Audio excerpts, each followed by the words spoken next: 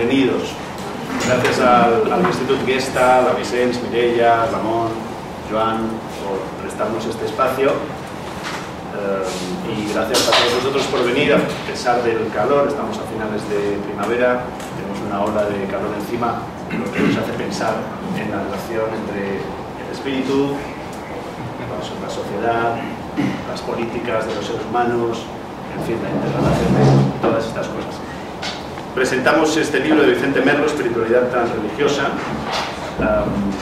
Yo estoy muy feliz como editor de publicar a Vicente, sobre todo porque conozco a Vicente desde hace años y le he leído desde hace años y tenía muchas ganas de editarte un libro, Vicente, así que es un placer. Bienvenido Jorge Ferrer, también nos acompaña hoy. Yo simplemente empezaré presentando brevemente a ellos dos, a los dos invitados, y supongo que todos los conocéis, pero simplemente decir muy rápido de Vicente, que es doctor en filosofía, profesor de historia de las religiones, indólogo, uno de los indólogos de primera hora de este país, experto en hinduismo y budismo. Ya hace años estuve en algunas clases suyas en el máster de historia de las religiones, donde daba clases sobre budismo e hinduismo. Vivió varios años en la India, fue socio fundador de la Sociedad de Estudios Índicos y Orientales y de la Asociación Transpersonal Española. Fue miembro del Consejo Asesor del Parlamento de las Religiones en 2004 y autor de un montón de libros fundamentales sobre espiritualidad. Bueno, bienvenido, Vicente. Gracias. Y Jorge Ferrer es profesor del California Institute of Integral Studies, es profesor del Instituto de Psicología Transpersonal de Palo Alto. Ya no. ¿Ya no? Ya no es profesor de ese instituto. Es psicólogo clínico y es uno de los principales exponentes del paradigma participativo. También te preguntaremos por ello.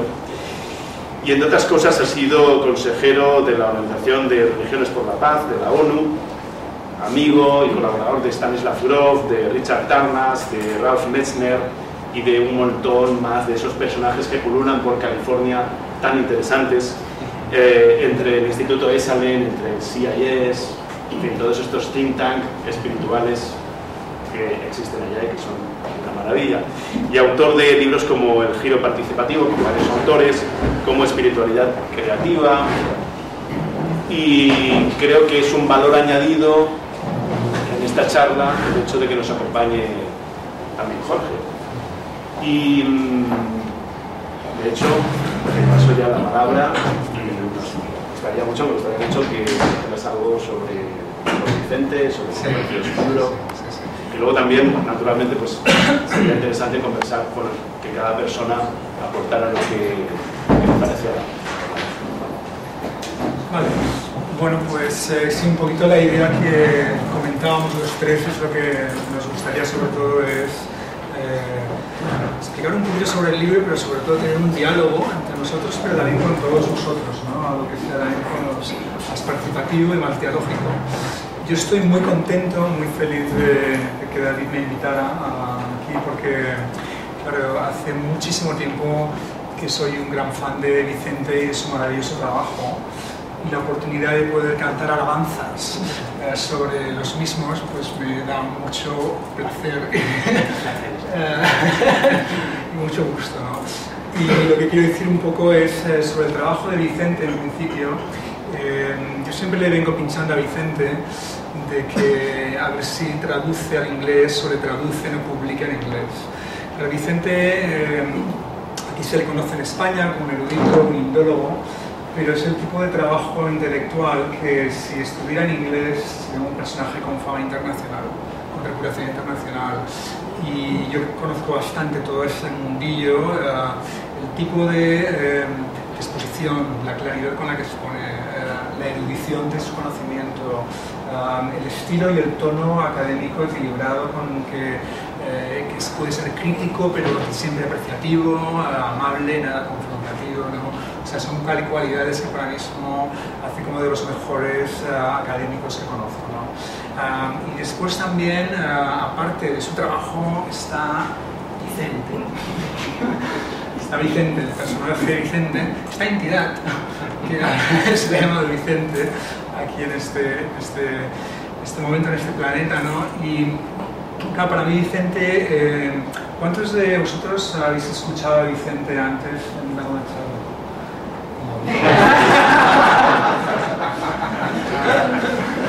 Claro, para mí Vicente es una persona que no solo les dicen walk his talk, o sea, no solo camina lo que habla, sino que hay algo más, transmite lo que camina y transmite lo que habla, ¿no? Y esta transmisión solo ocurre normalmente cuando hay ambas cosas, una intuición y una vivencia muy profunda, que es lo que creo que se combina de una manera fantástica en Vicente y en su trabajo, ¿no? Esta combinación de erudición y de vivencia es lo que también hace que su trabajo intelectual sea tan excepcional. Y os voy a explicar un poquito por qué, mi opinión. Claro, en el estudio de la religión siempre hay como dos perspectivas, ¿no? Es una perspectiva como objetiva desde fuera, ¿no? Del investigador científico, y otra perspectiva como es la perspectiva interna, interior, ¿no? Del practicante, del budista zen, del confesional, ¿no? Y tal, ¿no? Pero Vicente yo creo que conjuga las dos perspectivas, ¿no? Es capaz de poder danzar desde una perspectiva interna a una perspectiva externa. Y esto permite un juego muy interesante en el sentido que permite, por un lado, una participación empática en el fenómeno espiritual y religioso, la cual te da una manera de hablar del mismo, que sin ese conocimiento experiencial no podrías hacerlo, pero por otro lado la posibilidad de dar dos pasos hacia atrás y mirar con perspectivas críticas, con cierta distancia crítica, todo lo que uno ha vivido. Y esas son para mí cualidades que en los estudios de la religión pues, caracterizan pues, la mejor erudición, ¿no? Hoy en día, ¿no? Por decirlo de otra manera, parafraseando un personaje que nosotros conocemos, Jeffrey Kripal, que es un académico, él habla un poco de que cada una de esas dos perspectivas, la del interno, de la religión, y la del externo, es una especie de gnosis distinta, es conocimiento especializado, conocimiento único, ¿no? Y yo creo que aquí lo importante y lo que caracteriza el trabajo de Vicente y de otros personajes también es la capacidad de realmente de afirmar ambas gnosis, la de fuera, la de dentro, y al mismo tiempo evitar esos orgullos. ¿Vale? Porque claro, el de fuera, el científico puede decir, bueno, lo que ocurre en una sesión de ayahuasca es simplemente que han tomado una droga y el cerebro, ¿vale? O el interno dirán, lo que ocurre pues, es el espíritu de la planta sutil, ¿no? La capacidad de bailar entre esas perspectivas da una visión que es más integral y más colaboradora, ¿no? Me voy a ir callando ya, para darte la palabra, pero lo último que quería comentar es bueno, es obvio que soy un gran fan de su trabajo y también creo que resonamos mucho, caminamos muy cerquita en nuestras perspectivas, de cómo vemos las cosas, y al mismo tiempo, como en todo en la vida, que es enriquecedor las diferencias también. Yo siempre, hoy le decía, en un intercambio que teníamos, le digo, es como que caminemos juntos, pero a pasos distintos, pero después pensaba que no me gustaba eso, ¿verdad? Es como que nos gusta bailar lo mismo, nos gusta bailar el mismo tipo de música, pero tenemos ciertos estilos distintos, movimientos distintos, ¿no? Y bueno, yo quería darte la palabra, empezando con una pregunta sobre, claro, tú hablas en este libro de una espiritualidad transpersonal, transcultural y transreligiosa, que yo creo que es una perspectiva muy visionaria de lo que va a ir ocurriendo en el mundo en décadas y siglos que vienen. Pero a mí me interesaría que empezaras hablando un poquito de, si te parece bien, de las fuentes personales desde las cuales esa espiritualidad emerge en ti y en tu trabajo, porque todo trabajo en el fondo es bastante autobiográfico, ¿no? Hasta los académicos.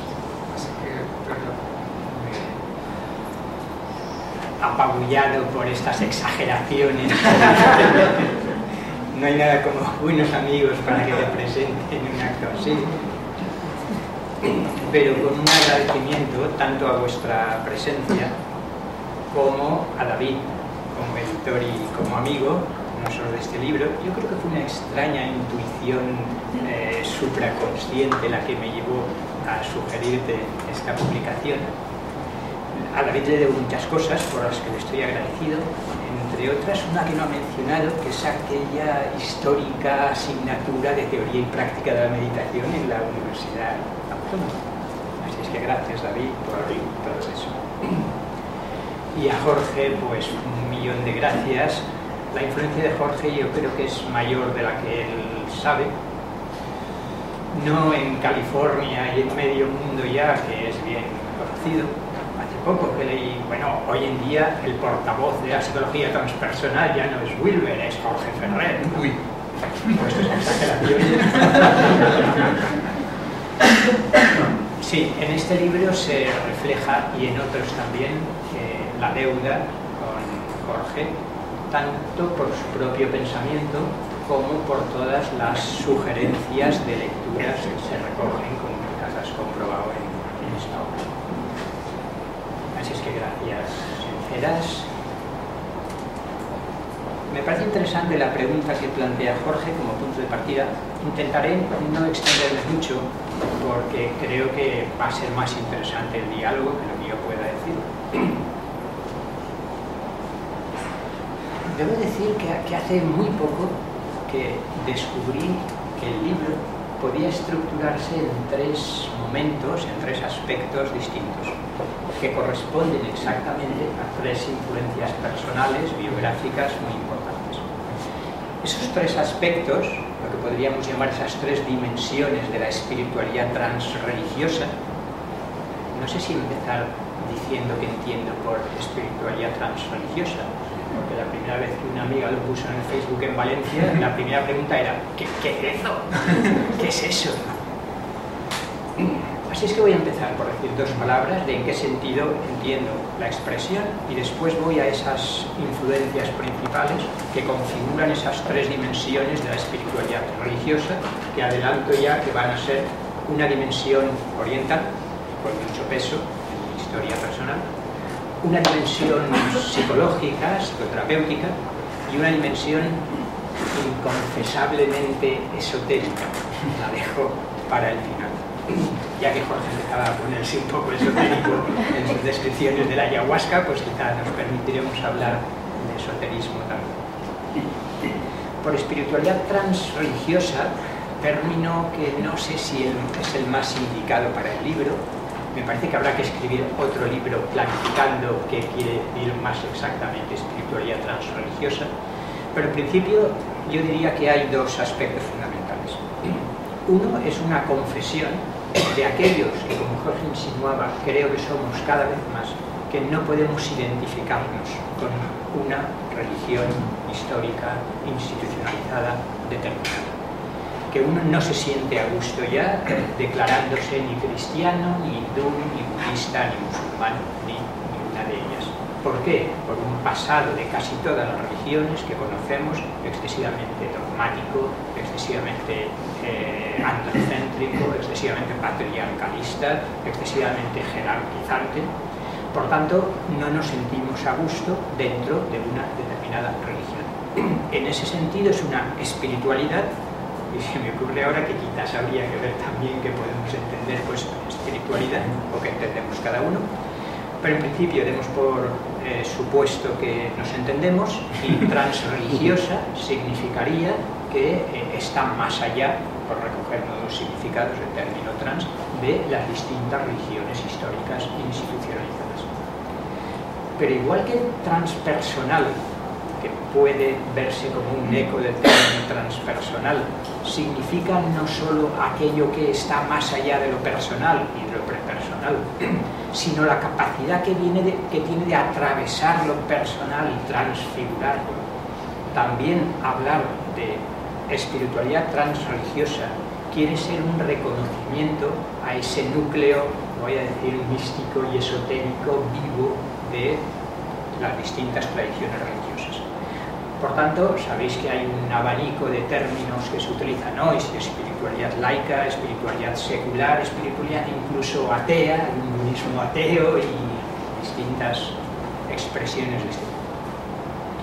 Por tanto, en resumidas cuentas sería eso, una dimensión teórica espiritual que significa una concepción del mundo en la que uno está convencido que no todo se reduce a materia-energía, sino que hay algo relativamente independiente, sino incluso con teoría ontológica respecto a la materia, y que constituye una concepción de la realidad y una concepción del ser humano, una antropología que tiene sentido de denominar espiritualista, porque defiende que existe una dimensión espiritual, sea individual o supraindividual, sea personal o impersonal, pero hay algo irreductible a lo material energético.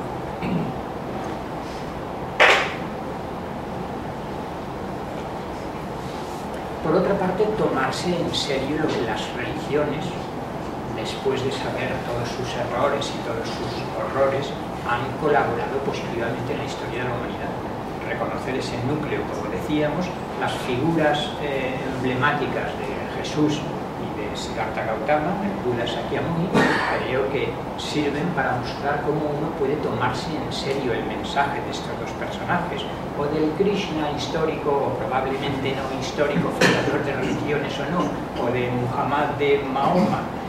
No importa, tomarse en serio el mensaje y la experiencia que hay detrás de los grandes fundadores de religiones. Por tanto, esas dos cosas. Voy ya brevemente a la pregunta que sugería Jorge. Dimensión oriental de la espiritualidad transreligiosa. Yo diría que no solo es una cuestión personal, biográfica, aunque quizás la gente de nuestra generación, no sé, de 15 o de 30 años, hemos tenido en muchas ocasiones una trayectoria semejante, muy rápidamente, quizá pasar de un cristianismo, catolicismo en la infancia y quizás no durando más que la adolescencia, para pasar a una crítica radical de todo lo que fuera religiosidad y espiritualidad y declararse orgullosamente freudo-marxista, por ejemplo, o cualquier otra concepción materialista del mundo, y poco a poco empezar a descubrir, en mi caso, empezar a descubrir dos de esas dimensiones que estoy comentando. La dimensión oriental, y muy especialmente, como se verá en el libro y como voy a decir ahora, hinduismo y budismo, y la dimensión esotérica. La dimensión oriental, en mi caso, hay un fuerte peso del hinduismo en general, de los textos clásicos, Upanishads, Bhagavad Gita, Yoga Sutras, etc., hasta los grandes maestros contemporáneos, por los que hemos visto estimulados al principio muchos, unos quizá los que ya parecen antiguos, Ramana Maharshi o Ramakrishna o Yogananda, otros quién sabe si a través de Osho o de Guru Maharaji o de Maharishi Mahesh Yogi, tantos gurús como han circulado por nuestras tierras, los que no han ido allí en busca de ellos. Y dentro del hinduismo hay una influencia con un peso especial, en mi caso, que es el yoga integral y el Vedanta integral de Sri Aurobindo. Yoga integral y Vedanta integral, que quiero recordar que se reconoce como no dualismo. Insisto en esto porque como estamos acostumbrados a ver reducir el hinduismo a Vedanta y a ver reducir el Vedanta a Vedanta Advaita no dualista y a ver reducir el Vedanta Advaita no dualista al Vedanta de Shankara Ramana Maharshi a cosmista, ilusionista, matemático, etc., me parece que es importante mostrar que hay otra manera de entender el no dualismo que parece incluso uno de los mitos contemporáneos en determinados ámbitos. Por tanto, influencia central. Sri Aurobindo, aunque la verdad es que como ya he escrito bastante sobre Sri Aurobindo en este libro, su presencia es mínima, no os asustéis los que ya habéis leído cosas de Sri Aurobindo. De hecho, la presencia de Sri Aurobindo en este libro es casi exclusivamente para mostrar su correspondencia y su influencia con algunos de los precursores y representantes de la psicología transpersonal. Quizá una de las cosas originales, porque aquí es menos conocida del libro, que es la figura de Dane Rudhyar, que a mí en los primeros tiempos de búsqueda me encantó, no solo por su gestación de una astrología primero humanista y luego transpersonal, sino por ese claripensar, como él llamaba a decir. No soy clarividente, pero soy claripensante, y creo que lo muestran sus libros. Pues recojo la enorme influencia, el claro reconocimiento que la obra de Sri Aurobindo, obra no solo teórica, sino histórica y ontológica, podríamos decir, hubo en Dane. Y también rastreo la influencia que tuvo indudablemente en Wilber. De hecho, creo que no hay ni un solo libro, quizás uno o dos, en los que no lo mencione de una manera claramente elogiosa como uno de los grandes teóricos y prácticos de una espiritualidad a la altura de nosotros. Voy a ir terminando para que pasemos al diálogo. Dimensión oriental, hinduismo, la influencia del budismo vendría posteriormente. Dimensión psicológica y psicoterapéutica, no me duele confesar que sería la pata más débil de este trípode en mi presentación general, pero que en este caso está recogida a través de la psicología transpersonal. La psicología transpersonal, a la que dedico 2 capítulos. Uno, no he profundizado en ninguno de estos 2 capítulos. En uno más bien hay un recorrido por los 6 principales modelos psicológicos: psicoanálisis, conductismo, psicología humanista, cognitivismo, psicología sistémica, para desembocar en la psicología transpersonal. Y con 4 pinceladas, recordando algunos de sus precursores más o menos remotos, algunos de sus pioneros más inmediatos y algunos de los grandes representantes, aunque me limito a Grof, a Wilber, a Washburn, y ya introduzco un poco tímidamente la obra de Roger. Y quedaría, para terminar, la dimensión esotérica. De la dimensión esotérica, algunos conocéis la obra que estábamos comentando, La llamada de la nueva era. Ahí el grueso está dedicado a la dimensión esotérica, sobre todo a las enseñanzas esotéricas contemporáneas. Y en mi caso esto quiere decir muy especialmente como influencia directa, real, no solo por lectura, sino por algunos de sus representantes que tuvieron un impacto en mi formación, lo que a mí me gusta llamar la corriente post-teosófica, donde una vez más el post recoge la influencia y el reconocimiento de la obra de la teosofía de Blavatsky, que no teosofismo, lo siento por los guenonianos presentes en la sala, pero obviamente no comparto la visión que Guénon tenía, el Guénon hipercrítico con todo lo que no fuera su esoterismo tradicionalista, perennialista, ¿no? Y muy especialmente la obra de Alice Bailey, la antroposofía de Rudolf Steiner. Todo eso estaba en La llamada de la nueva era, y aquí me limito a un capítulo que sé que para las mentes más académicas es especialmente delicado, sino rechazable, y es la cuestión de las canalizaciones. La cuestión de las canalizaciones, yo prefiero llamarlo revelaciones como hace Hanegraaff. Al fin y al cabo no es nada más que una modalidad de las revelaciones, dice religiosas, yo prefiero decir espirituales, que hemos conocido a lo largo de la historia de las religiones y de la humanidad. También he hablado en otros libros un poco más extensamente de las distintas canalizaciones y de algunos de los canalizadores más célebres, desde Seth, o Crayon, o Bárbara Marciniak, o tantos otros. Aquí me limito a 3 recientes, contemporáneos. Y de hecho, la presentación de los otros 2, de Rossana Narducci y de Kai, es una excusa para presentar a aquella influencia mayor en mi vida, después de Bailey, digamos, todos los continuadores de su obra, que aquí no es conocida, que yo sepa no ha llegado prácticamente nada. Omnia, que es el nombre que se suele dar a ese tándem de fuente de la canalización y canalizador, que en este caso sería Pastor Ghislaine Waldy, estuvo durante 10 años ofreciendo lo que a mí personalmente me parece una revelación espiritual, esotérica de una altura impresionante. He de decir que me gustaría mostrar mi carácter crítico ante buena parte de las canalizaciones. O bien se hace una crítica radical de las canalizaciones como si fuera absolutamente inaceptable para cualquier mente crítica y científica, o bien se arrodilla uno ante el primer canalizador que le dice: hermanos, todos somos buenos, estemos en paz, seamos felices, que vamos a crear un mundo nuevo.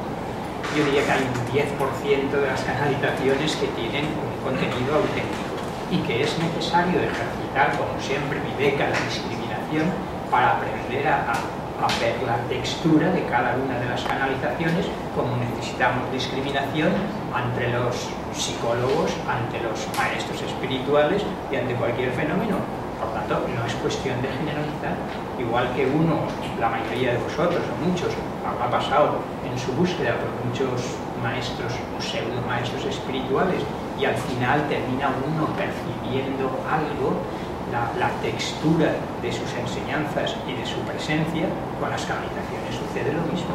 Se puede ver la originalidad y profundidad y sistematicidad intelectual de las ideas que están exponiendo, y se puede, sobre todo si es canalización en directo, percibir la presencia áurica, digamos, del campo de conciencia-energía que el canalizador o la fuente de la canalización está ofreciendo al público. Por tanto, termino ahora y así. La dimensión esotérica, en este caso, tiene como hilo conductor una serie de... Omnia no hablaba de canalizaciones, ella hablaba de transmisiones, de conferencias, de transmisiones que respondía a las preguntas del público, y lo que he hecho ha sido presentarla al público de habla hispana, intentando comentar un poco y situarla en lo que creo que es su contexto natural, que es esa corriente post-teosófica, explicando cosas que puedan parecer excesivamente raras al lector no entrenado en esas enseñanzas esotéricas de dudosa... Bueno, pues valga eso. Esto quiere decir que el mismo libro está estructurado casi por sí solo, sin pretenderlo, porque son mis influencias naturales, como decía Jorge, en torno a esos tres aspectos, esas tres dimensiones: oriental, con hinduismo, budismo. Hay un capítulo, quizás el más largo. No he tratado en este libro el budismo, lo traté digo que meditar en el hinduismo y el budismo es mi obra sobre budismo, porque sobre hinduismo había publicado otras, y en esta ocasión no es el aspecto doctrinal del budismo, sino exclusivamente la introducción histórica de las distintas corrientes del budismo, desde ese célebre debate en Sri Lanka entre el monje budista Gunananda y el reverendo David Silva, que durante 2 días estuvieron discutiendo, y al final, por aclamación, todo el mundo dijo que Gunananda había sido el vencedor de ese debate que nos recuerda a los debates de los escolásticos de la Edad Media. Y a partir de ahí muestro la enorme influencia que la sociedad teosófica tuvo en la introducción del budismo y del hinduismo en Occidente, enorme, a través de cantidad de personajes que ahí lo veréis, que terminan recibiendo una influencia importante de la sociedad teosófica, y quizás especialmente en este caso de Olcott con su catecismo budista y la pléyade de budistas que recibieron un enfoque claramente teosófico de su presentación. Dejémoslo ahí, creo que ya hemos lanzado unas cuantas ideas para pasar al debate, que estoy convencido que será lo más interesante. Así es que no sé si el maestro de ceremonias le da la palabra a Jorge, a él mismo o a nosotros. Bueno, yo creo que, Jorge, si quieres añadir algo más, vamos añadiendo más cosas sobre la marcha, pero también deciros que a partir de este momento, si alguien quiere intervenir, pues simplemente que levante la mano y hable con toda tranquilidad.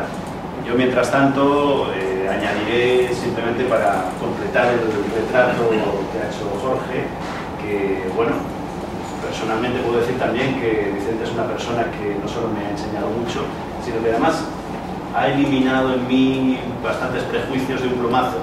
Recuerdo en una ocasión que íbamos caminando hacia una meditación con una canalizadora canadiense, ¿te acuerdas de ella? No recuerdo su nombre ahora mismo, se me ha olvidado, pero sí, ella hace este método que se llama método de liberación de corazas, no recuerdo bien.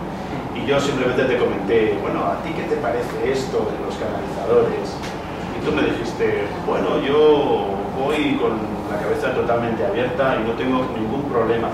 Estuvimos hablando de algo así como, recuerdo en la facultad de periodismo que nos hablaban en la metodología de una teoría que se llamaba algo así como el pacto de suspensión de la incredulidad que se hace con un pacto implícito que se hace entre el lector y el autor. Y en ese momento, gracias a ti, yo descubrí que ese mismo pacto lo podía aplicar a aquello que íbamos a ver, a aquello que íbamos a vivir. Funcionó porque fue una de las meditaciones más profundas de mi vida. Y a partir de ahí tantas cosas con Vicente. Os leo simplemente un trocito del prólogo de Rafael Redondo, que creo que hace muy buena justicia a Vicente. Dice: a estas alturas de la historia de la investigación de la conciencia, y ya desde hace mucho tiempo, la persona de Vicente Merlo es un constante referente, una presencia ineludible. Durante décadas de pionero, no ha podido contravenir ese instinto natural que le empuja tanto hacia la indagación de los viejos caminos como a la exploración de los nuevos. En el interior de Vicente borbotea irrefrenable un temperamento que le impele no solo a dejar que lo indecible se diga y manifieste en él, sino sobre todo a mostrar con entusiasmo y hacer epifanía de ese algo que le rebosa y le rebasa, pero que lleva a cabo bajo un caparazón analítico, riguroso, de temple sereno, dócil a la razón y claro en ese hondo decir. Todos esos calificativos albergan a un auténtico místico. Por todo ello, Vicente es más, bastante más, que un brillante profesor de filosofía. Es un filósofo, ojo al matiz, un filósofo, sí, que intenta abrir sendas de luz en una sociedad oscurecida que a duras penas enmascara una angustiosa nostalgia de totalidad que alcanza tintes de epidemia. Ahí entonces su vida. Y entonces yo destaco sobre todo esta capacidad, como se dice aquí, podríamos decir, casi de entomólogo, este caparazón analítico, riguroso, el temple sereno, esta capacidad para hablarnos, por ejemplo, de las canalizaciones o revelaciones, yo también preferiría llamarlo así, desde una distancia científica, al mismo tiempo que es evidente la implicación personal con lo que está escribiendo. Esto es un valor muy inusual. No sé cuántos aquí conocéis a Vicente, pero si alguien quiere decir algo sobre lo que Vicente le ha aportado, pues también sería el momento, ¿por qué no? No, yo propongo que hablemos de las ideas. Yo propongo las dos cosas.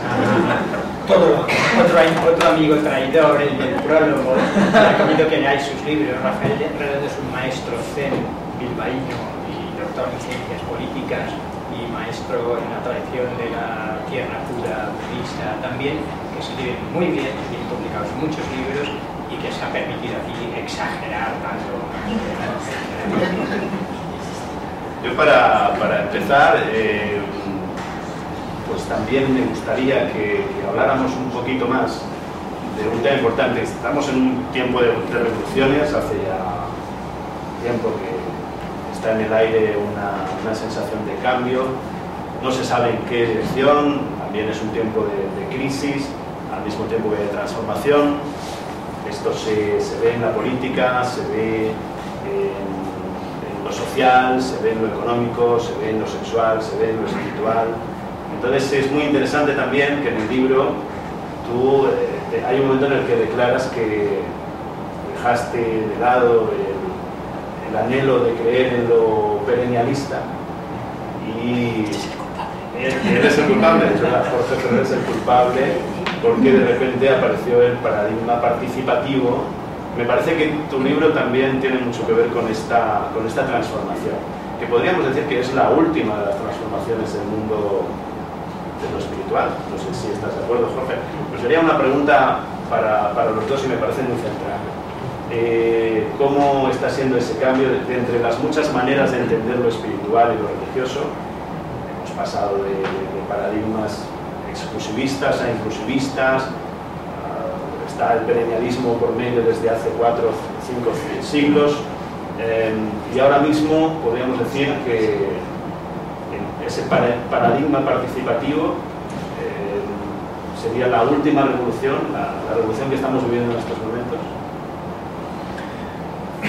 A ver, yo no lo pondría en esos términos, ¿no? Porque siento que lo que estamos viviendo en realidad es una revolución que tiene muchas voces y muchos enfoques. Y el término participativo es uno que da voz a ciertas tendencias, da voz a una sensibilidad académica y espiritual, ¿no? Una sensibilidad que enfatiza las dimensiones relacionales, encarnadas, también creativas del camino espiritual y la integración espiritual, ¿no? Y con énfasis en lo co-creativo, ¿no? Quizás ahí también es donde se va a esta conexión, pero también que recoge una serie de tendencias que ocurren tanto dentro como fuera de las religiones, hacia una mayor implicación social y política, hacia hacia una mayor encarnación, hacia una valorización de aspectos y potenciales del ser humano que la mayoría de tradiciones históricas de alguna manera marginalizaron o reprimieron, por ejemplo la sexualidad, el placer sexual, el cuerpo mismo, etc., ¿no? Con distintos matices y distintos énfasis en cantidad de tradiciones, ¿no? Entonces yo creo que lo participativo da voz a muchas de esas tendencias, pero el movimiento yo creo que es muchísimo más amplio, ¿no? Y se ve tanto o sea, todas las nuevas religiones que están apareciendo, de acuerdo a las últimas estadísticas, aparecen 2 o 3 nuevas religiones cada día, ¿vale? Hace 15 años mapearon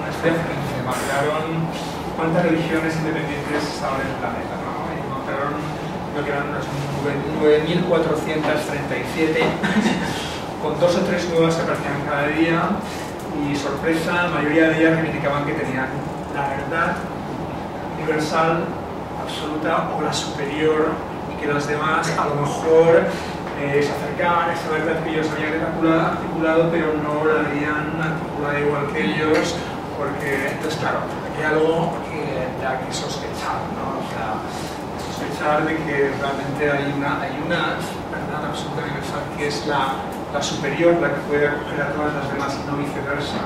¿Y cuál es esa, no? Y la historia de las religiones en realidad se puede ver también como una especie de historia de tremenda competición, tanto interreligiosa como intrarreligiosa. Visitas escuelas de las religiones, en el budismo, por ejemplo, ¿no?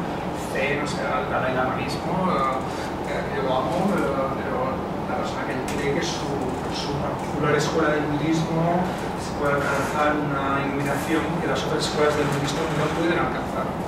Y que además, después de varias vidas, los aspirantes espirituales acaban convirtiéndose a la escuela de Lumpa del budismo tibetano. Claro, aquí estamos hablando también de un fenómeno que yo he venido a llamar narcisismo espiritual. Narcisismo espiritual, que es muy importante diferenciarlo del narcisismo psicológico. Considerarlo de la edad, Mahatma Gandhi es una de las personas con un menor narcisismo psicológico que andan en el planeta. A nivel de humildad, de apertura, realmente de compasión, etc., ¿no? Pero aún así defiende este tipo de creencia, que es la que se ha defendido y se sigue defendiendo en todo el planeta a diestro y siniestro, de que tu escuela, tu elección espiritual, de alguna manera es la superior, no solo para ti, tu escuela, sino para el resto de la humanidad. Esto, aparte del proyecto participativo, es lo que intenta desmontar y cambiar un poquito las reglas del juego, ¿no? Trae como un game changer, ¿no? Y la propuesta aquí un poco sería un poco, claro, todas estas, los esquemas estos perennialistas. El perennialismo, ¿quién lo conoce? Pues, no muchos. Bueno, los perennialistas típicos básicamente hablaban de pues, las tradiciones, ¿no? Pero son como distintos caminos que llevan al mismo pico de la montaña, recuerdan esas metáforas, o distintos ríos que llevan al mismo océano, ¿no? O por ejemplo la famosa metáfora del elefante y los 5 ciegos, una línea del sufismo también, es una metáfora bastante extendida, ¿no? Cada religión es un ciego, toca el referente espiritual último, Dios, o sea, el referente espiritual último tiene forma de oreja, ¿no? El otro le toca la trompa, no, es alargado, ¿no? El otro toca el rabo, no, es tal, ¿no? Pero no deja de ser también una visión de que de alguna manera como proyecta a los mundos espirituales una visión científica objetivizante que hoy en día incluso la ciencia moderna o más sofisticada no acepta, ¿no? De que ese referente es un algo con unas características predadas, objetivas, y que puede verse estas perspectivas, estas como dimensiones, y las religiones son como parciales, alcanzan una dimensión pero no otra, ¿no? Entonces yo creo que eso es problemático por muchas razones, y también una de las cuales es las que ¿cómo se dice? Fomenta esa competición entre religiones. Mientras hay un referente objetivo, todas las religiones pueden, de hecho lo hacen, reivindicar que su religión es la que lo atrapa o lo captura de una manera más correcta o más completa, y las demás como son escalones o son falsas, ¿no? Entonces un poquito, y aquí me he inspirado también un poquito en un verso muy bonito del poeta místico Rumi, que Rumi se conoce muchísimo, ¿no? Lo dice en un contexto distinto. Él dice, quizás hemos estado buscando en las ramas lo que solo podemos encontrar en las raíces, ¿no? Este verso, ¿no?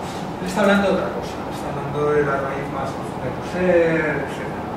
Pero yo creo que aquí también hay medio que hay esto lo encontré después de haber desarrollado un trabajo, pero lo uso porque yo siento que un poco como que todos venimos, tenemos la misma especie, somos seres humanos, ¿no? Estamos todos en conexión con un poder creativo de la vida, del cosmos, ¿vale? A través del cual creamos multitud de cosas, ¿no? Desde música hasta platos culinarios, hasta religiones, en co-creación quizás con los sutiles, entidades sutiles, otro tipo de fuerzas, etc., ¿no?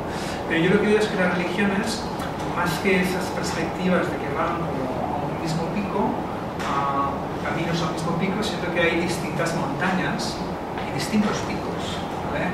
O por seguir con la metáfora de Rumi del árbol, son como que venimos desde esa energía más creativa de la que venimos, y hay distintas como ramas que se desarrollan en direcciones distintas, aunque muchas de ellas estén entramadas entre ellas, hay puntos de conexión. Por ejemplo, la unión con Dios se puede encontrar en el judaísmo, en el sufismo, en el cristianismo, la no dualidad entendida de muchas maneras distintas en estos lugares.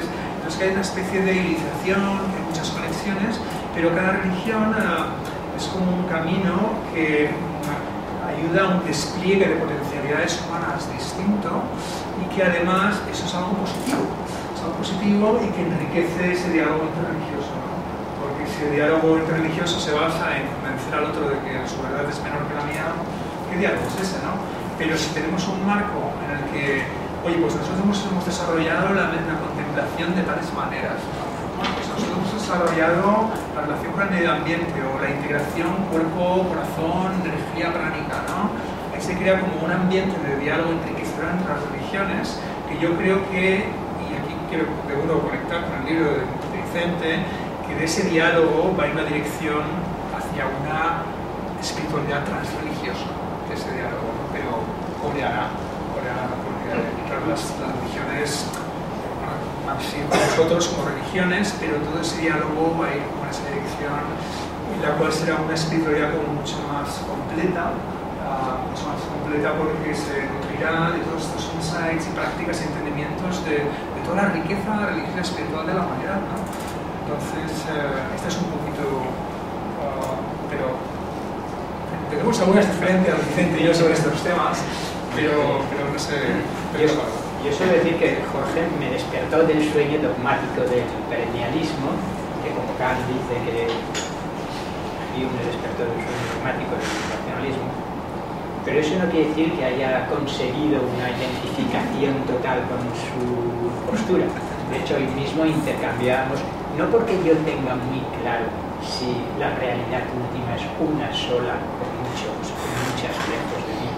Creo que el problema, primero creo que generalmente se plantea de una manera excesivamente simple.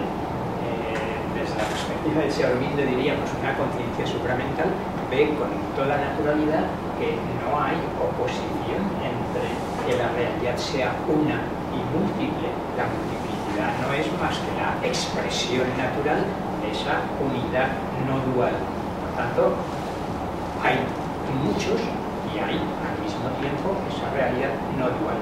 Igual que la misma realidad es sin forma y se permite el lujo de expresarse en una multiplicidad infinita de formas.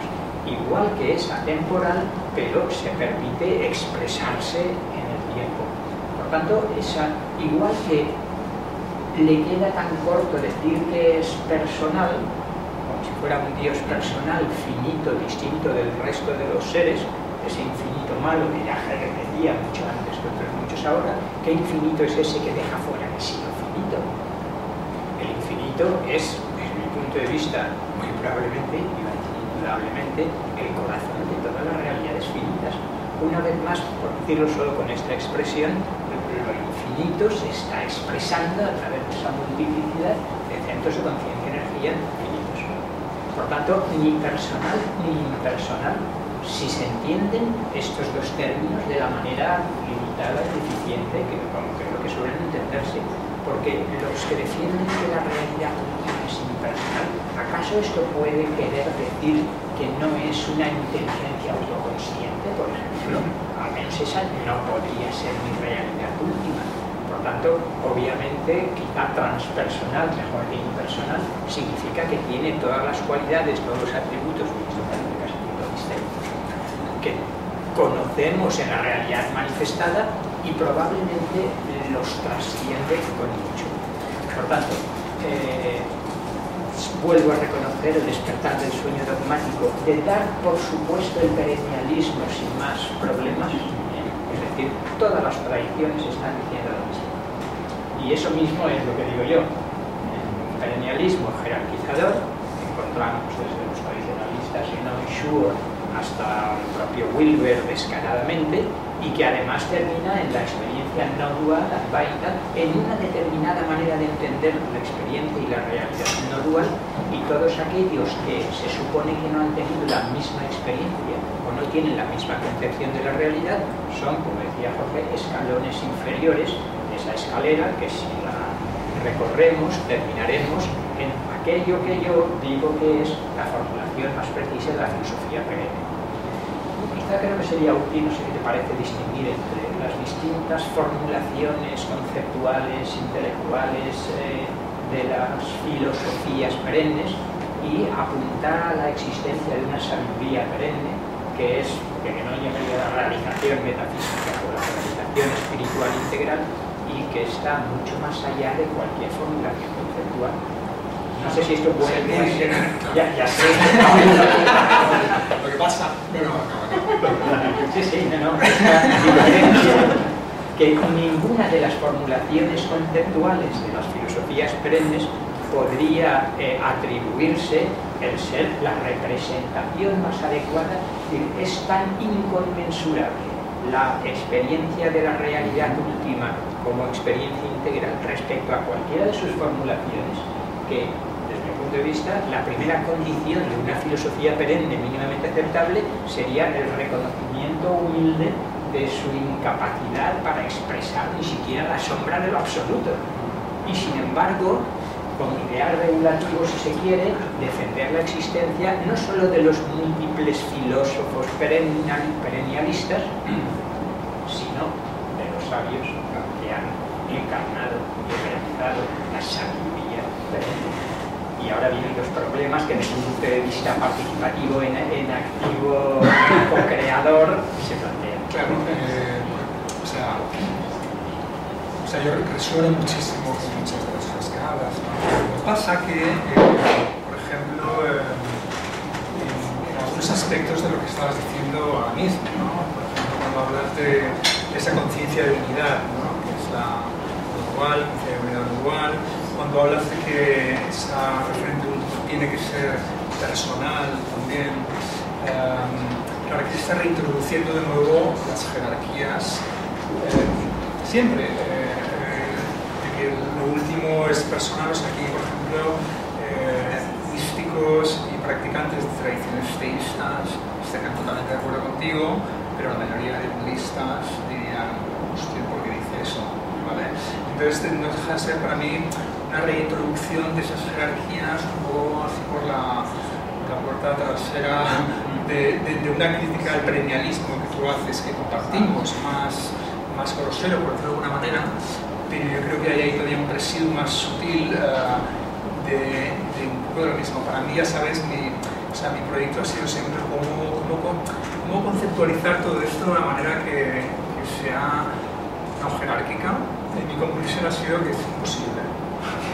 Es imposible, pero que se puede minimizar. Es imposible porque el discurso, al menos occidental, no sé, las tribus africanas igual hablan de otra manera que occidental, mira jerarquías, ¿no? Si yo afirmo algo, niegas o relativizas su supuesto polar, ¿no? Entonces esto es casi imposible no afirmar algo sin negar lo otro, etc., ¿no? Lo participativo también tiene pues, sus jerarquías también. Pero lo que sí que estoy convencido es que se pueden minimizar tremendamente las jerarquías doctrinales, ¿vale? Como estas de que si es personal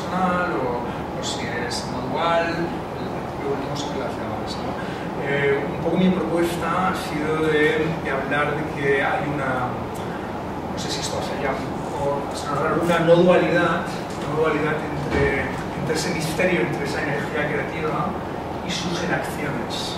¿Vale? No hay una no dualidad entre esa energía creativa, de la misma manera que como persona yo soy mis acciones, entonces son... Momento. Entonces son físicas, emocionales, energéticas, contemplativas, internas, sutiles, energéticas, etc. Hay un dinamismo. Yo creo que el misterio es sus enacciones, ¿no? Y es la manera de, al menos, contrarrestar esas jerarquías o minimizarlas técnicamente, ¿no? Pero bueno, esa es una propuesta, ¿no? Una propuesta. A mí lo que me preocupa un poquito, ¿no? de esos aspectos que hablas es de que, claro, introduce esas jerarquías, ¿no? Por ejemplo, cuando se habla de la conciencia de unidad no dual como último principio, la mayoría de místicos cristianos es que ni buscaban ni alcanzaban ni la unión con Dios. Lo que se buscaba sobre todo era vivir con la presencia amorosa de un Dios alrededor tuyo, ¿no?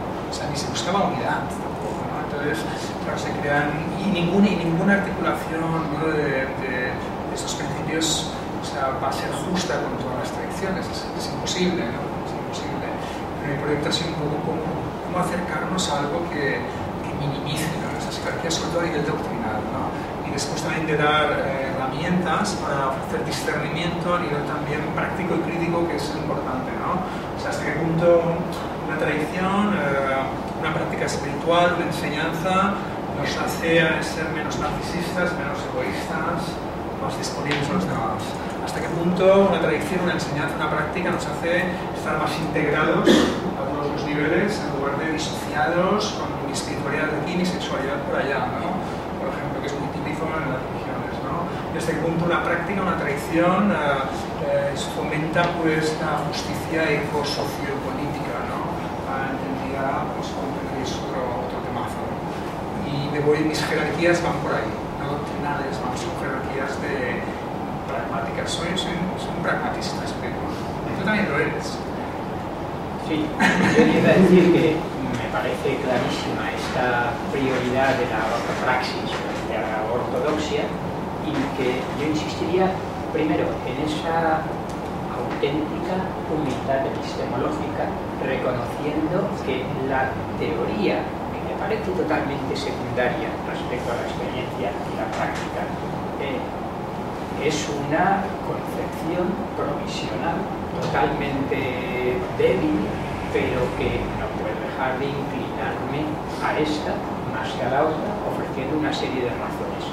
Dicho esto, lo que percibo es como un excesivo temor a la defensa de una determinada concepción. Y yo creo que el temor está en cómo se lleva a la práctica ese sistema de creencias. Es más la actitud de libertad frente a cualquier doctrina, frente a cualquier formulación conceptual, frente a cualquier sistema de creencias, que el tenerlo, sea objetivista o no, sea jerarquizador o no.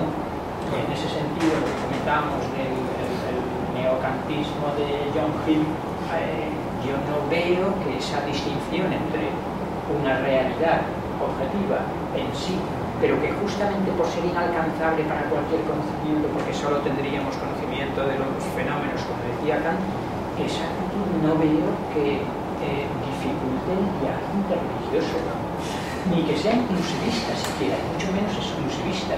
Con estos tres términos que son importantísimos, que Jorge no los ha utilizado, pero ha explicado el contenido de ellos tres, que probablemente todos conocéis. El exclusivismo religioso, que dice que la religión es la única válida y salvífica y adecuada. El inclusivismo, que dice no, las otras tienen también elementos de gracia y de verdad, pero la mía es la mejor y los otros son escalones. Y el pluralismo. Y la finura característica de Jorge lo que ha hecho es, dentro del pluralismo, distinguir entre modelos distintos de pluralismo. Por tanto, ortopraxis antes que ortodoxia, y libertad y humildad epistemológica ante cualquiera de los sistemas que nos defenden. Yo estoy totalmente de acuerdo que, y eso se ve en el diálogo interreligioso, ¿no? Sobre todo en el diálogo intermonástico, ¿no? Entre monjes de estas tradiciones, ¿no? Y he sido testigo, he participado en varios, y ahí pueden haber monjes o teólogos incluso que con unas creencias muy claras que pueden entrar en el diálogo de una manera completamente abierta, humilde, etc., ¿no? Y también conocemos seguro gente como en la nueva era, en lo más como última moda, que pueden ser más dogmáticos que yo qué sé, ¿no? Entonces, esto que tú hablas de la actitud para mí es fundamental. Lo que pasa es que, claro, una vez se admite que hay algo más allá de Dios, de lo que las tradiciones consideran como realidades últimas, aquí se crea de verdad una dualidad, ¿no? Una dualidad en la que, ¿cómo se dice?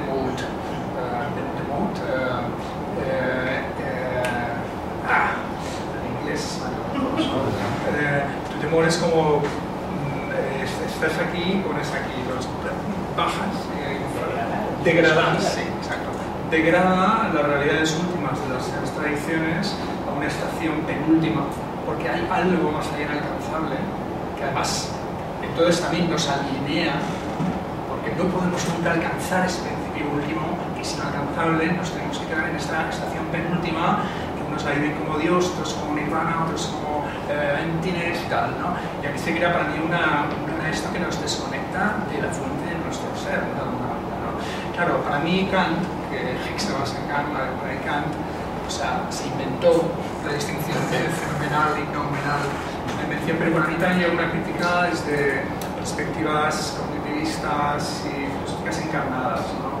O sea, cuanto más estamos encarnados en el cuerpo, yo siento que menos, y no lo digo por ti porque tú eres muy corporizado, ¿no? Pero siento que esa distinción de lo nominal y lo puramente fenomenal se desvanece. ¿Por qué? Porque el cuerpo nunca está desconectado de lo real.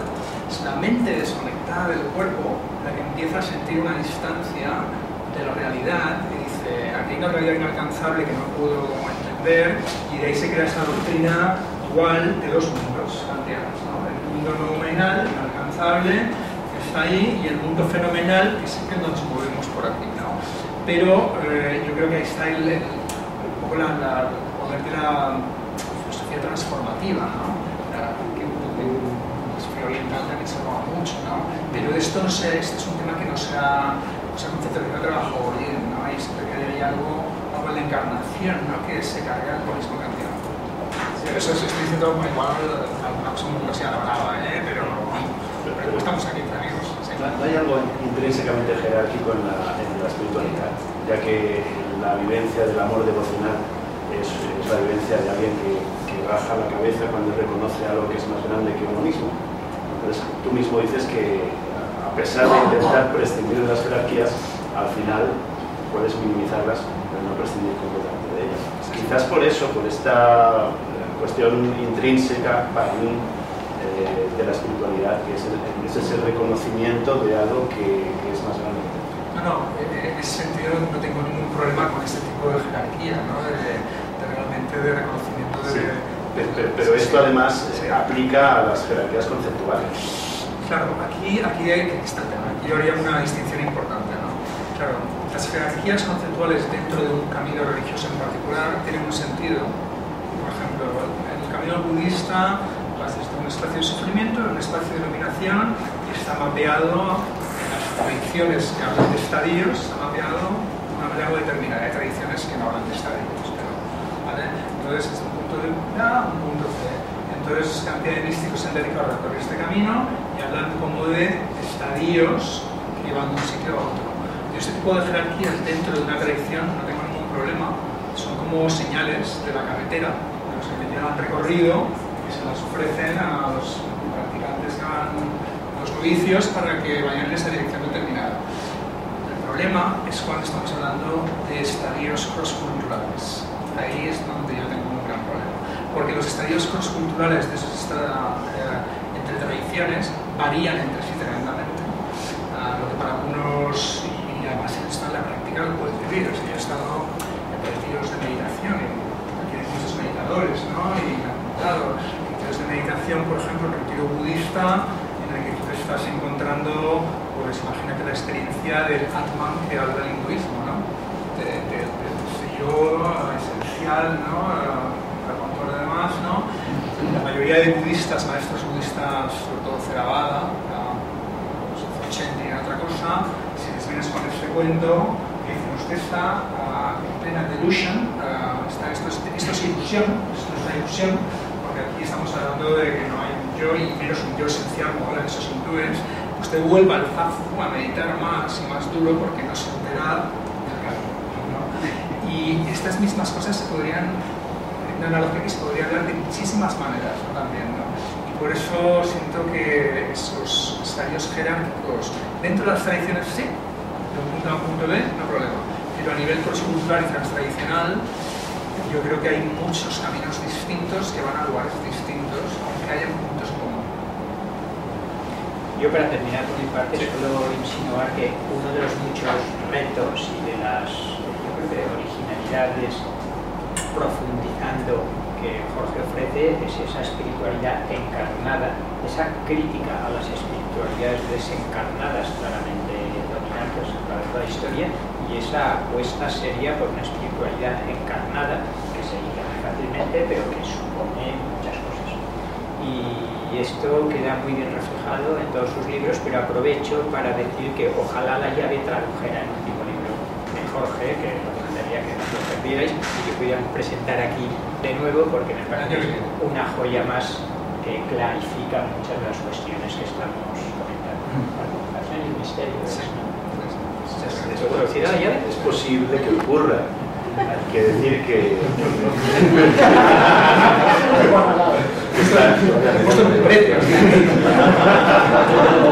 Hay que decir que está en manos de mi jefe. Hay jerarquía siempre. Sí. Hablando de Claudio Naranjo, que en última instancia pues también estamos aquí por él, obviamente, así que con todo el agradecimiento hacia él también, yo veo que es la forma de ser perennialista y participativa al mismo tiempo, porque Claudio, digamos que tiene más bien un cierto toque perennialista en muchas cosas que dice, pero cuando le envié tu libro, no tardó casi nada, él siempre se toma su tiempo para escribir, con tranquilidad, no tardó casi nada, dijo, muy bueno, públicalo. Así que las dos cosas al mismo tiempo también funcionan, también sí, parece que... Bueno, abrimos la ¿alguna pregunta? Sí, una pregunta reciente es que, claro, has descrito bien esta vivencia que muchos tenemos, que siempre son un poco encorsetados en las tradiciones institucionalizadas tal y como las hemos recibido. Entonces me planteo qué elementos en la teoría y en la práctica hay para que esta espiritualidad tan religiosa no se convierta en un despliegue narcisista. Cojo lo que me es fácil coger, obvio lo que no me es tan fácil y, o sea, primero esto, ¿no? ¿Cómo nos protegemos? Y tú los conoces bien, estas críticas de la espiritualidad del self, ¿no? Del yo, ¿no? Y después, ¿cómo desde esa espiritualidad religiosa hay un nosotros? ¿Cuál es el nosotros ahí? Porque las religiones han tenido esa función social, ¿no? Tradicionalmente, de crear ese nosotros también, ¿no? No solo económico y social, sino también de visión del mundo, ¿no? Dos cosas brevemente. Una, desde luego, es uno de los riesgos serios, la espiritualidad carnal. Entonces voy cogiendo una meditación budista y hago un retiro zen y hago una sesión de ayahuasca y medito en mi casa con una técnica hindú. Yo creo que es un riesgo cierto. Lo único que pasa es que si queremos la diferencia entre el sincretismo superficial y la síntesis experiencial auténtica, puede no verse con claridad, pero es necesario apostar por esa posibilidad y llevar a cabo una síntesis auténtica. Luego, creo que no es una florsurgía de la nada en ningún caso.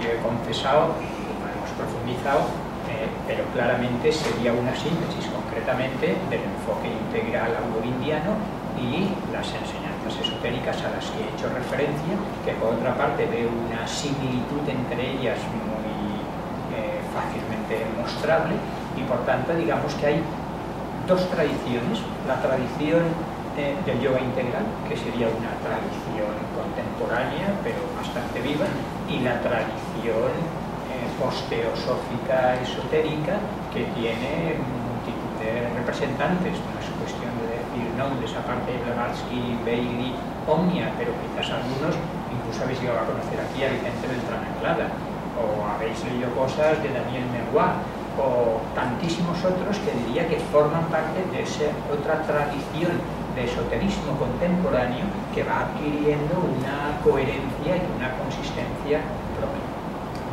Los riesgos están ahí. Y sí que sería característico, si he entendido bien tu segunda parte, la falta de esa institucionalización. Pero es que justamente la desinstitucionalización y la destradicionalización es una de las características de aquellos cada vez más que dicen I'm spiritual but not religious, soy espiritual pero no religioso. Ese movimiento, gracias por insinuármelo, que está creciendo cada vez más.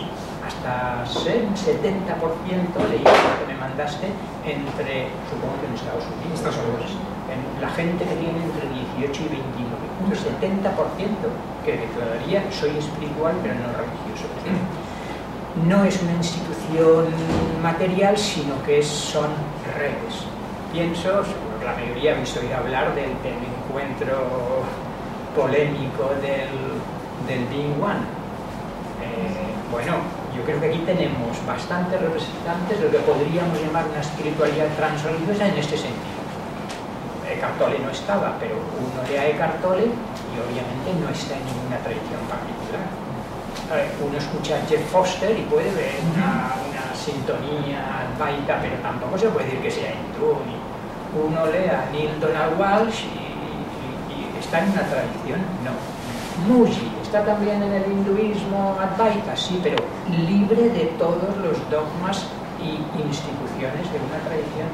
Y digo esto porque fenómenos como el Being One, o seguir más lejos como Emilio Carrillo aquí en España, atraen a cientos y cientos, si no miles de personas, entre las que hay una red sutil de conexión y de entendimiento. Hacer un pequeño apunte, de la primera parte de tu pregunta, que, claro, para mí aquí hay dos cosas también, no es tanto el qué, sino el cómo, ¿no? O sea, y el cómo de la apropiación narcisista a una apropiación sincrética sólida, ¿no?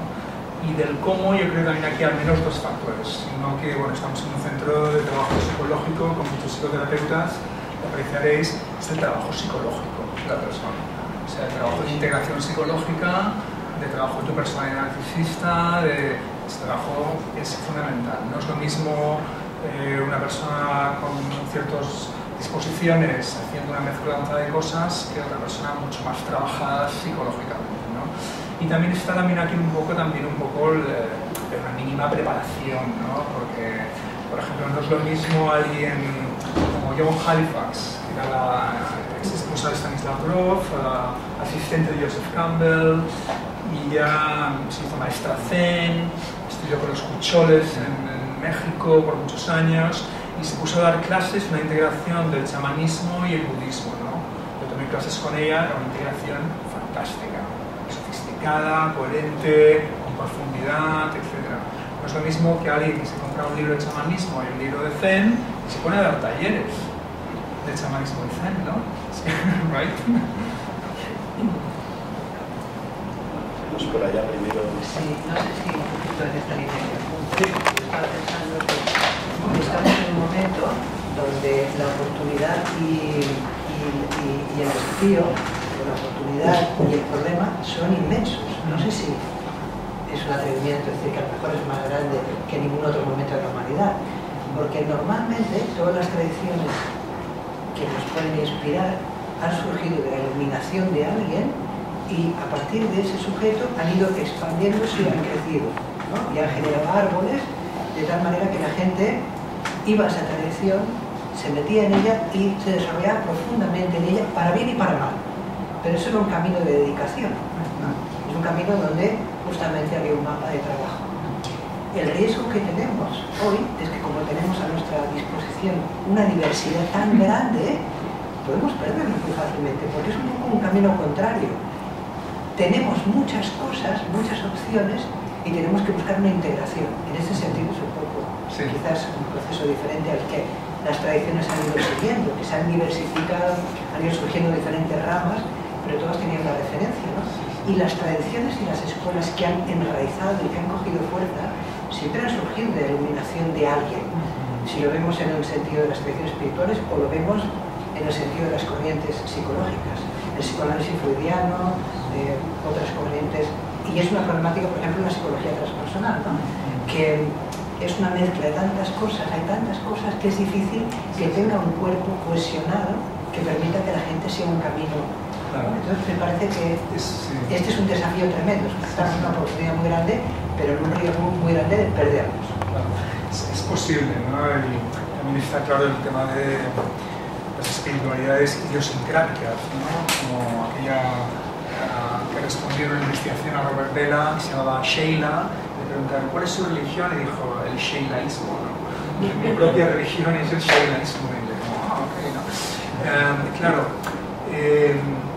yo creo que también por un lado hay una diversificación tremenda de opciones espirituales por todo lo que nos ha llegado, ¿no? Por un lado. Y también ahí yo siento que hay como una especie de democratización del conocimiento espiritual que hace incluso décadas no estaba, cantidad de textos no estaban disponibles, cantidad de secretos esotéricos solo se pasaban, y el conocimiento está ahí fuera, ¿no? Y eso es bueno, pero también tiene sus peligros, como tú apuntas, ¿no? Esos peligros, pues eso, ¿no? de personas no preparadas, ciertas prácticas, con ciertas herramientas que se pueden perder. Y yo creo que también ahí está el valor de la psicología transpersonal y de los psicólogos transpersonales, que son psicólogos que están formados en el trabajo de integración psicoespiritual y con un conocimiento de esas tradiciones para servir como de apoyo y de ayuda, ¿no? Pero yo lo veo en un contexto más amplio, lo veo con un sombrero bastante optimista, a pesar de estos peligros, ¿no? En el sentido que hablaba antes de esa cross-fertilización, ¿no? De tantas tradiciones que han desarrollado cosas distintas y la posibilidad de lo que llamo la individuación espiritual. En la psicología se habla de la individuación psicológica, término junguiano, ¿no? Pero la individuación espiritual es algo del que no se ha hablado. ¿Por qué? Las tradiciones se tendían hacia la homogenización, ¿vale? Ser como el Buda, en la imitación de Cristo, nos rapamos todos, nos ponemos las túnicas, ¿no? Y yo creo que estamos en una situación social, espiritual, evolutiva distinta, que esa invitación a esa diversificación y a que las personas se individúen espiritualmente en conversación y contacto con una diversidad es fundamental. Es como crecemos. Como niños crecemos en contacto mindful, ¿no? ¿Cómo se dice? Contacto consciente con la diversidad de cosas, ¿no? Entonces yo creo que estamos en la infancia. Claro, las religiones y tradiciones espirituales están unos miles de años. O sea, esto es nada. En la infancia a través de ese contacto con esa diversidad, de promover lo que llamamos la individuación espiritual, ¿no? Cada persona tendrá ese centro de autoridad interna espirituales, contacto con muchas enseñanzas, pero tu revelación o tu encarnación de ese misterio será única, particular, incluso aunque pueda estar alineada de manera muy coherente con la de Vicente, con la de David, con la de mi mamá aquí presente, con la de Tony, etc., ¿no? Pero ocurro con los peligros. Es un periodo transicional. Los periodos transicionales pues, son así. Pero me siento optimista, ¿no? Sí. Además tenemos psicólogos transpersonales como tú que nos ayudan si nos perdemos por ahí. Pues viendo los riesgos. Claro, viendo el momento, viendo los riesgos. Un momento muy rico. ¿Quieres añadir algo? Sí, quería hacer un par de preguntas a Vicente y por supuesto que nos aclarara de forma concreta, digo más que nada por el tiempo o alargándose lo que fuera necesario, la diferencia entre espiritualidad y religión y la diferencia entre fe y creencia, y si en ambos dos grupos hay alguna identidad, alguno de ellos cuál. Eso es muy breve. Entre creencia y fe me parece más clara. Yo diría que la creencia es un sistema conceptual uno cree en cosas concretas, en contenidos concretos o en personas concretas, mientras que la fe la entiendo como una especie de, voy a utilizar la expresión, impulso anímico previo a la conceptualización que atraviesa cualquier conceptualización, cualquier sistema de creencias y que va más allá. Y lo primero, entre religiosidad y espiritualidad, yo creo que es una distinción exclusivamente funcional. Que las religiones sí que está claro, tampoco está claro que podemos entender por religión, nos han puesto de acuerdo en una definición mínimamente aceptable. Pero bueno, hablamos de al menos las tres tradiciones a las que creo que encaja el término religión, que serían las abrámicas, proféticas, judaísmo, cristianismo, islam. Y si queremos llamamos también religiones a las otras 9.800 que habrán pasado ya las 10.000, pero una cosa es la estructura organizativa, la institución, la jerarquía y el sistema dogmático, y otra cosa es el impulso religioso, la experiencia religiosa, la religiosidad, que en ese sentido, y quizás en este contexto no, pero en otras partes veremos críticas a esa diferenciación tan radical entre religiosidad y espiritualidad. Es decir, la espiritualidad es el corazón de la religión y por tanto la religiosidad como experiencia y como práctica de todas las tradiciones. Sí, históricamente o sea, la diferenciación empezó en los siglos XIV, XV y más en el XVI, XVII, en el cristianismo, y se entendió como más como que la espiritualidad se hablaba de los aspectos más individuales, más afectivos, más vivenciales de la religión. La religión, los aspectos más comunales, rituales y dogmáticos de creencia, ¿no? De fe, claro. Esto es un poquito de distinción. Lo que pasa es una distinción que no es funcional, no se acaba de mantener. O sea, cuando alguien dice, bueno, es que yo soy espiritual pero no religioso, ¿qué es lo que quiere decir? ¿No? Normalmente lo que pasa es un poco lo que tú comentabas al principio, que bueno, muchos de nosotros hemos crecimos en ambientes religiosos con los que no podemos identificarnos, por la patriarquía, por todo lo que te he apuntado, ¿no? Y entonces yo voy a un impulso espiritual, pero es una disonancia cognitiva, no puedo sentirme que me voy a la religión porque eso no es donde quiero estar, porque lo asocio con todas estas cosas. Entonces, pues me hago espiritual, pero no religioso, ¿no? Pero bueno, claro, si tú te vas a hablar con monjes cristianos, ¿no? Es religioso, es espiritual, es ambas cosas, ¿no? No hay diferenciación. Y hay gente dentro de las tradiciones que ni es dogmática, o sea, las cosas negativas que asociamos con una religión en la vida cotidiana de las tradiciones y los monjes, pues tampoco tienen por qué estar ahí, hay de todo, ¿no? Se podría decir que la espiritualidad sería la experiencia y la religión, quitando ese aspecto, esas connotaciones negativas a las que hacíais alusión. La religión sería el medio de llegar a la espiritualidad como experiencia. Bueno, sí, se podría decir de alguna manera. Se podría decir el sentido ese que te comentaba, ¿no? Que la espiritualidad se vino a asociar con esas dimensiones más vivenciales, ¿no? Que ocurrían en realidad siempre dentro de un contexto religioso. Entonces sí, o sea, el contexto religioso y los rituales conducían a una experiencia que la denominaron más afectiva, más interna, más espiritual.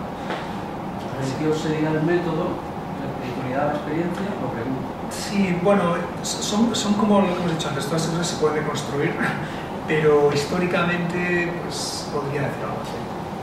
No sé si te recomiendo el libro para esto. El libro, se responden todas las preguntas.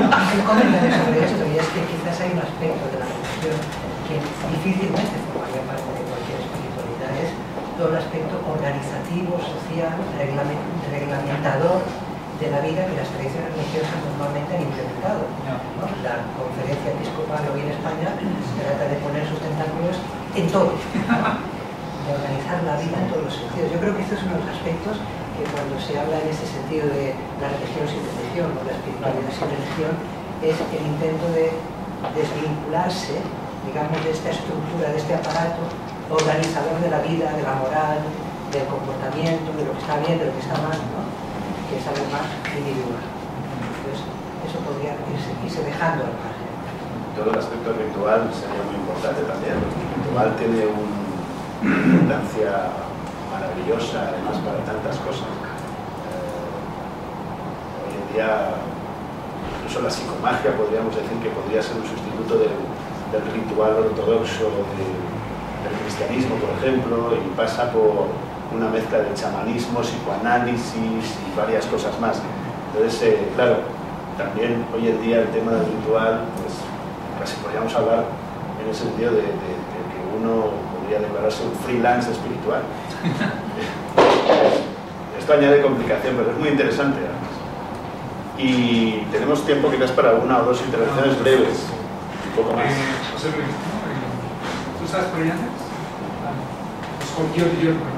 Yo solo querría aportar, digamos, precisamente mi trabajo práctico. Yo como psicoterapeuta transpersonal, lo que me encuentro es que está llegando gente que viene de una práctica espiritual concreta, ¿de acuerdo? Hay gente que llega dentro de un marco religioso, hay gente que te llega con unas experiencias espirituales que no se han generado dentro de un marco religioso, porque se está haciendo yoga en todos los sitios, porque se está tomando ayahuasca, porque, claro, son gente que de hecho originalmente eran ateos o laicos, pero tienen una experiencia que no saben dónde ubicarla, ¿no? Ahí yo creo que ese es uno de los motivos, o sea, estoy totalmente de acuerdo en esa aparición también de esa espiritualidad transreligiosa, porque lo que sí que pasa es que en ese momento, cuando la gente se encuentra con esa experiencia, viene, aparte del trabajo psicológico, como soy transpersonal, pues intentas ofrecerle herramientas que puedan ser afines para su evolución espiritual. Y ahí lo curioso es eso, como, vale, hay gente que se queda en una espiritualidad laica, vacía incluso del discurso religioso, donde hablan de la esencia o del yo profundo, no entran en, es más, rechazan el lenguaje espiritual. Hay gente que encuentra las tradiciones espirituales de siempre y ya le van bien, ¿no? Y hay gente que va pasando, un poco como nos ha pasado a todos, ¿no? Que vas pasando etapas, que en un momento dado te sientes más afín. A mí me encanta realmente la sorpresa de cuando llegas a ese momento del proceso, que no llegas con todas las personas, pero cuando llegas a ese momento del proceso y aquella persona que no te esperabas resulta que escoge el tantra y es una señora de 50 años, no madre de casa, y dices, bueno, pues es lo que le irá bien, ¿no? O como una señora que se fue hacia la Wicca, ¿no? Y también, ¿cómo ha llegado? O sea, yo no, es muy curioso, ¿no? Este momento me parece que es un poco el fruto de esta experiencia que también está surgiendo, que yo creo que es la base de todo esto, que realmente hay un despertar más allá de lo racional, es un despertar interior.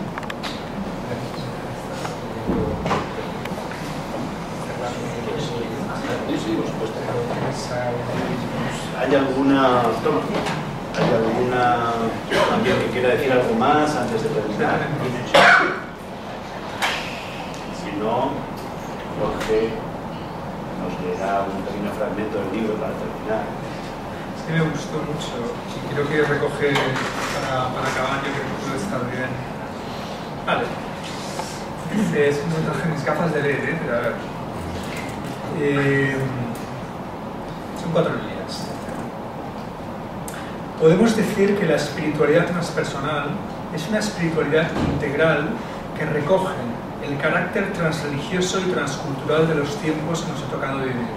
Tiempos de crisis, tiempos de renovación, tiempos de transformación, tiempos de realización, en los que nos sentimos receptores y receptáculos agradecidos de los múltiples aspectos positivos de nuestro pasado, pero también co-creadores del futuro, anclados en un presente que sabemos es, en el fondo, un eterno ahora. Me encantó. Muchas gracias.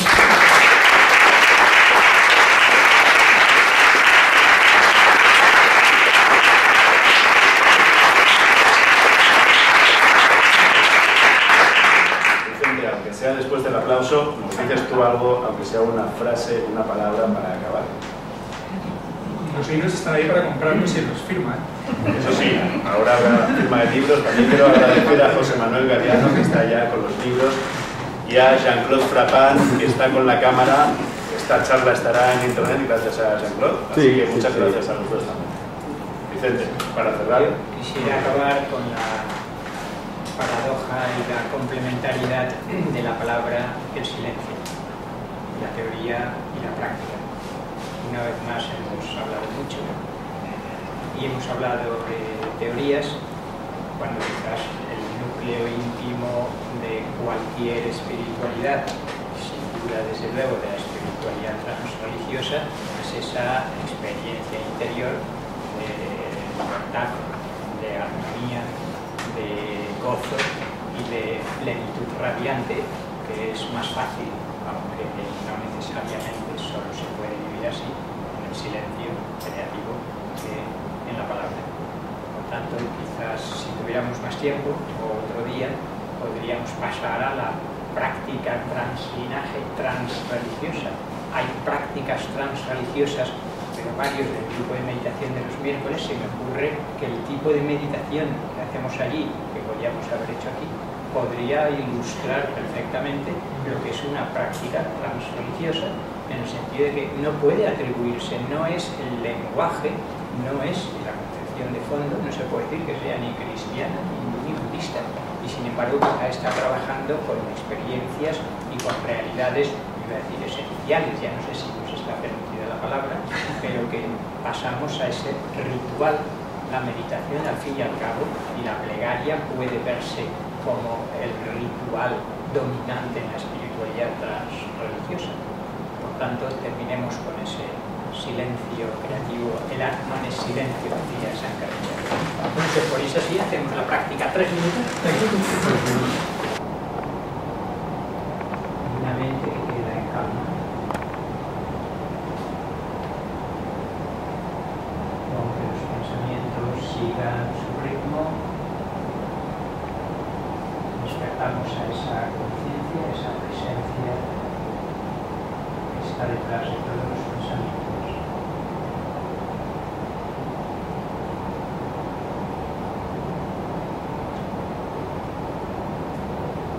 Esa presencia dorada que llena nuestra mente de luz dorada, llena nuestro corazón de luz dorada, llena nuestro cuerpo, como si cada célula